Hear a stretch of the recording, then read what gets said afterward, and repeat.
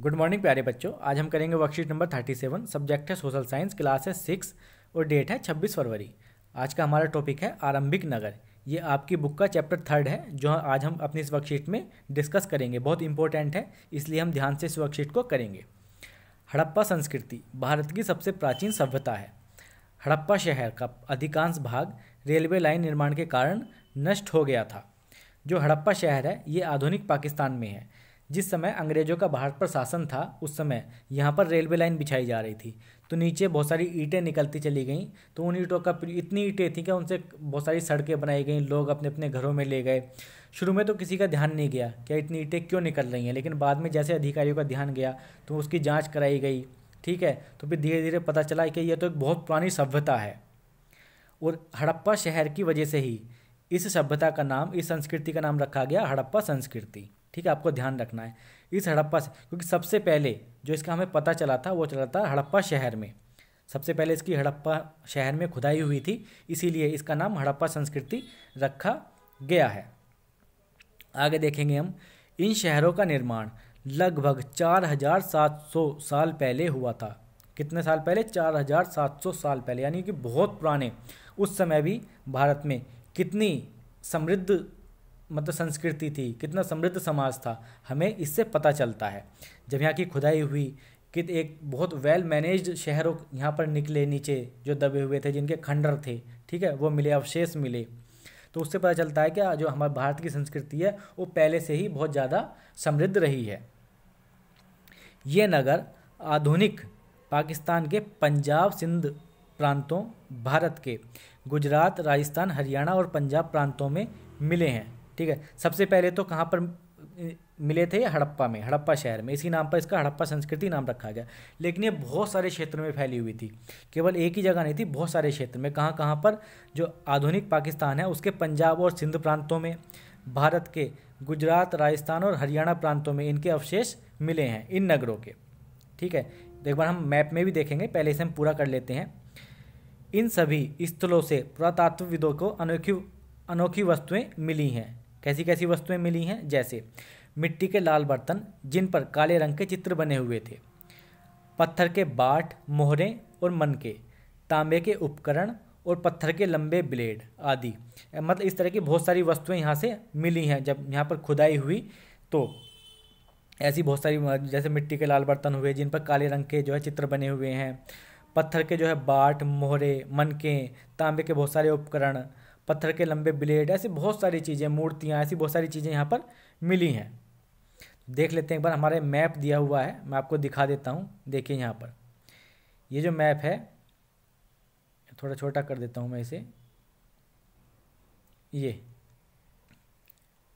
हड़प्पा जो है, हड़प्पा यहाँ पर है, आपको दिख रहा होगा, ये हड़प्पा है। ठीक है, हड़प्पा शहर है। और ये जो है यहाँ से इस साइड को, इधर को ऐसे, ये भारत है, इधर को भारत है, और ये इधर सारा पाकिस्तान है। ठीक है, तो ये भारत और पाकिस्तान दोनों जगह फैली हुई संस्कृति है। कौन सी संस्कृति? हड़प्पा संस्कृति।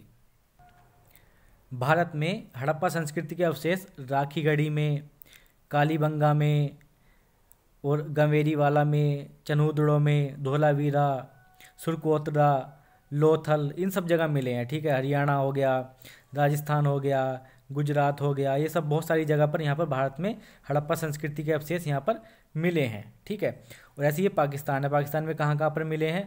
देखो यहाँ पर हड़प्पा था ही, मोहनजोदड़ो हो गया, सोतकागो हो गया। यहाँ पर मतलब जो पूरी हड़प्पा संस्कृति थी और यहाँ पर इतने बहुत बड़े क्षेत्र में फैली हुई थी।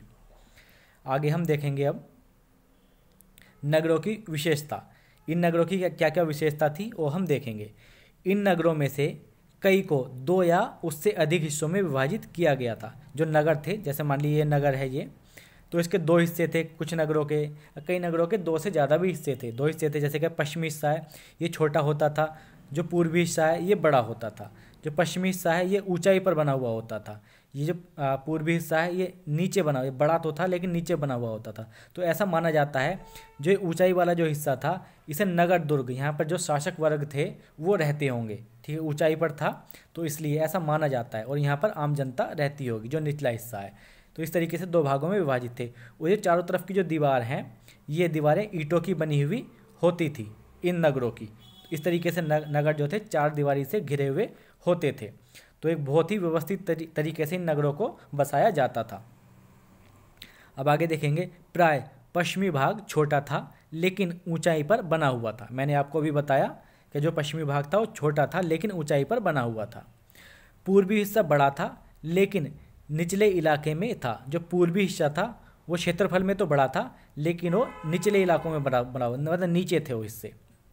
ऊंचाई वाले भाग को पुरातत्वविदों ने नगर दुर्ग कहा है। नगर दुर्ग का मतलब वहाँ पर हो सकता है शासक वर्ग रहता हो, ठीक है, इसलिए उसे नगर दुर्ग कहा है। और जो निचले हिस्से को निचला नगर कहा है, यानी वहाँ पर आम जनता रहती थी, उसे निचला नगर कहा है। दोनों हिस्सों की चार दीवारियाँ पक्की ईंटों की बनाई जाती थी। पकी हुई ईंटें जैसी आजकल आती हैं, पकी हुई ईंटें, लाल ईंटें, उनकी बनी हुई होती थी जो चारों तरफ की चार दीवारी होती थी नगरों की। तो ये इनकी विशेषता थी कुछ। उसके बाद कुछ नगरों के नगर दुर्ग में कुछ खास इमारतें बनाई गई थीं।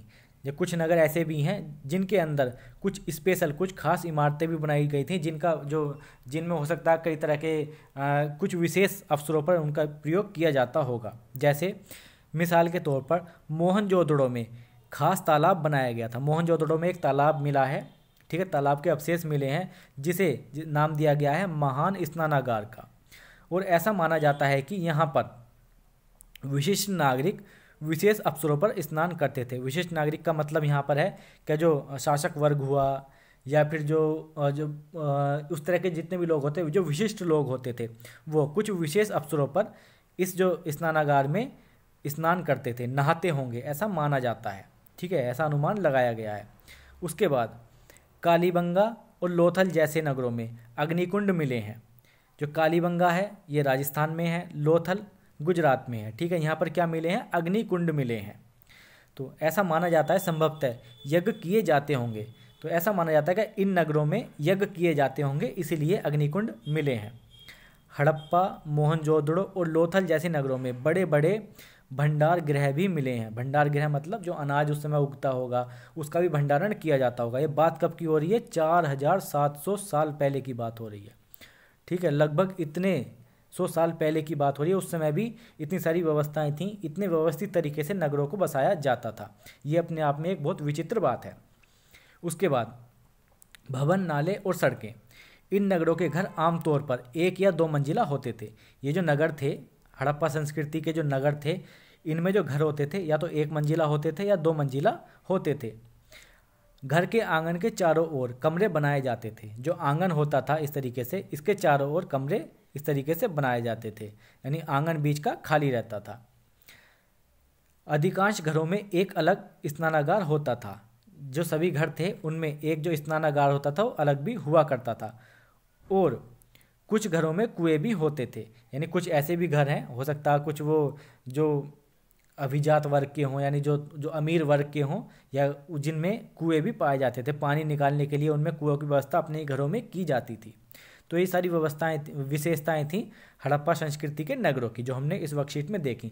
मैप में भी देखा ये कहाँ कहाँ पर जो हड़प्पा संस्कृति है उसके अवशेष यहाँ पर मिले हैं, भारत और पाकिस्तान दोनों में। तो अब देखेंगे हमारे जो कुछ प्रश्न दिए गए हैं उनके उत्तर देखेंगे। सबसे पहला है, हड़प्पा काल के नगरों का निर्माण कब किया गया? तो इसका आंसर हो जाएगा, हड़प्पा काल के नगरों का निर्माण लगभग 4700 साल पहले हुआ था।